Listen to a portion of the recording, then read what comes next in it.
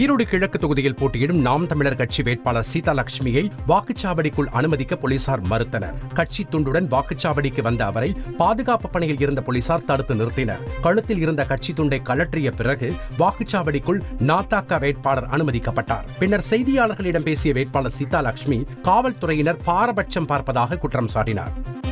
ஈரோடு கிழக்கு தொகுதி இடைத்தேர்தலுக்கான வாக்குப்பதிவு விறுவிறுப்பாக நடைபெற்று வருகிறது. அந்த தொகுதியைச் சேர்ந்த வாக்காளர்கள் வரிசையில் காத்திருந்து ஜனநாயக கடமை ஆற்றி வருகின்றனர். 53 மையங்களில் 237 வாக்குச்சாவடிகளில் இடைத்தேர்தலுக்கான வாக்குப்பதிவு நடைபெறுகிறது.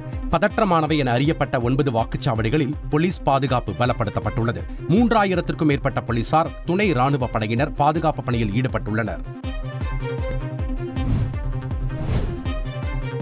ஈரோடு கிழக்கு தொகுதி இடைத்தேர்தலில் போட்டியிடும் திமுக வேட்பாளர் வி.சி. சந்திரகுமார் தனது குடும்பத்துடன் வாக்களித்தார். கொசுவண்ண தெருவில் உள்ள வாக்குச்சாவடியில் குடும்பத்தினருடன் சென்று சந்திரகுமார் ஜனநாயக கடமையாற்றினார்.